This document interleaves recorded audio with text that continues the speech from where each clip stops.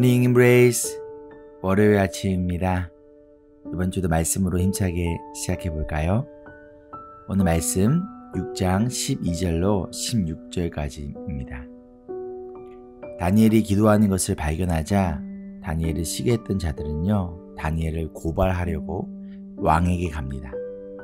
근데 이들은 아주 철저하게 준비를 해요. 혹시나 바로 다니엘이 기도했다는 것을 왕에게 알리면 왕이 자신의 말을 바꿀까봐 먼저 왕이 어떠한 명령을 했는지를 물어봅니다. 13절을 보면 그리고 왕에게 누구도 그 명령을 바꿀 수 없다는 대답을 듣고 나서야 비로소 다니엘이 하나님께 기도를 했다는 사실을 이야기해요. 그런데 이들 다니엘을 뭐라고 부르나요? 유다에서 잡혀온 다니엘이라고 불러요. 즉 포로라고 부르고 있어요.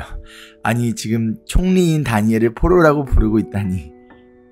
그리고 이들은요, 다니엘이 왕을 무시하고 있다라고 말하고 있습니다. 즉 포로 주제에 왕을 무시하고 있다는 거예요. 왜 이들은 이러한 방법을 사용했을까요? 다리우스의 약점을 알고 있었기 때문 아닐까요? 우리가 지난주에 나눴던 것처럼 다리우스는 고레스 왕이 세운 임시 왕이었어요. 그렇게 언제든지 자신의 자리를 빼앗길 수 있다는 그런 불안감을 가지고 있었을 거예요.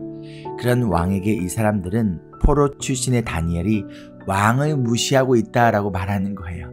왕의 감정을 건드리고 있어요. 왕의 컴플렉스를, 그의 약점을 정확히 알고 그것을 공격하고 있습니다. 이것이 사탄의 방법이에요. 사탄은요, 우리의 약점과 컴플렉스를, 지금 내 마음에 있는 불안감을, 미움을 정확히 알고 그것을 건드려요. 여러분, 사탄의 유혹에 넘어가지 않기를 소망합니다. 그리고 다니엘이 하루에 3번씩 기도를 드리고 있다라고 알려주고 있어요. 그럼 왜 굳이 3번씩이라고 말했을까요? 그냥 기도했다고 하면 되지 않았을까요? 바로 다니엘이 하나님께 기도를 한 것이 실수가 아니라는 거예요. 습관적으로 기도하고 맞다 깜빡했어 왕의 명령이 있지가 아니라는 거예요. 3번이나 했다는 것은 의도적으로 한 것이기에 이것은 곧 왕을 무시하는 것이며 반역과도 같다는 거예요. 이 말을 듣고 왕이 어떠한 반응을 하였을까요? 감히 다니엘이 이 80살이 넘은 늙은이를 내가 높은 자리에 앉혀줬더니 은혜도 모르고, 이런 반응을 보였을까요? 14절을 보면 왕은 괴로워합니다. 그것도 몹시 괴로워해요. 그리고 다니엘을 구하기 위하여 마음을 쓰며 해가 질 때까지 자신이 할 수 있는 모든 노력을 다 합니다. 그럼 왕이 무슨 노력을 했을까요? 아마도 자신이 만든 이 법을 피할 수 있는 방법을 찾았을 거예요. 그러나 찾을 수 없었어요. 그런데 왜 해가 질 때까지만 노력을 했을까요? 며칠 동안 좀 더 노력하면 안 되었을까요?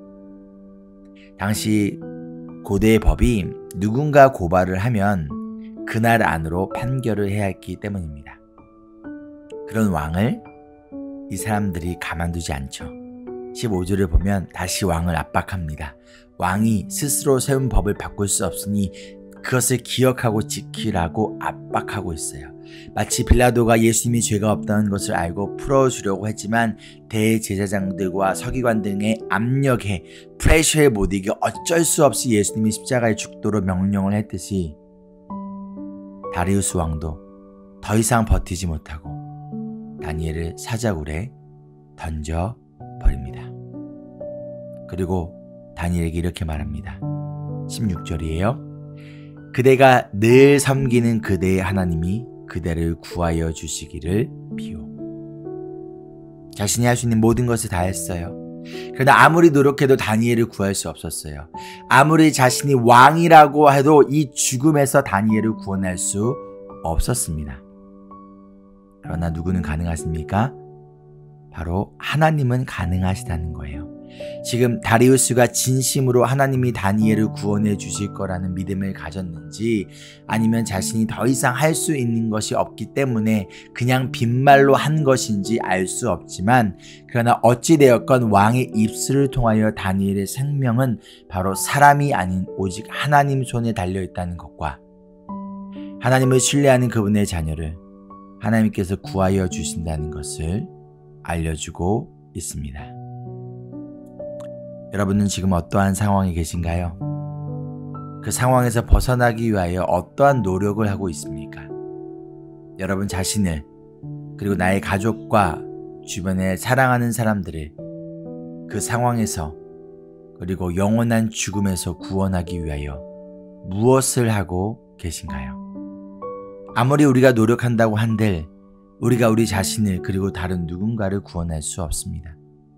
그러나 누구는 가능하십니까? 하나님은 가능하세요. 그러니 하나님께 맡기지 않으시겠습니까? 이것이 하나님을 향한 신뢰예요. 나는 불가능하지만 하나님은 가능하십니다. 아멘. 적용 질문입니다. 첫째, 여러분은 지금 어떠한 상황에 계신가요? 그 상황에서 벗어나기 위하여 어떠한 노력을 하고 계신가요? 둘째, 나는 불가능하지만 하나님은 가능하시다라는 믿음과 신뢰가 있으신가요? 그렇다면 어떠한 모습이 이러한 신뢰를 가진 자의 모습일까요? 함께 기도하실까요? 이 세상을 창조하시고 다스리시는 전능하신 하나님, 그리고 우리 예수님의 능력을 믿고 신뢰합니다. 우리의 노력이 아닌 예수님의 노력으로 우리를 구원하신 예수님께서 우리 성도님들을 힘들고 어려운 상황 가운데에서 함께하여 주시고 이 상황 속에서 구원하여 주시옵소서. 우리는 불가능하지만 주님은 가능하십니다. 죽음에서 부활하신 예수님의 이름으로 기도합니다. 아멘. 이어진 15분 기도를 통해서 우리는 불가능하지만 또 가능하신 하나님께 여러분의 모든 근심과 걱정을, 또 여러분의 삶을 온전히 맡기며 나아가는 기도의 시간 되기를 소망합니다. Embrace Jesus, embrace people.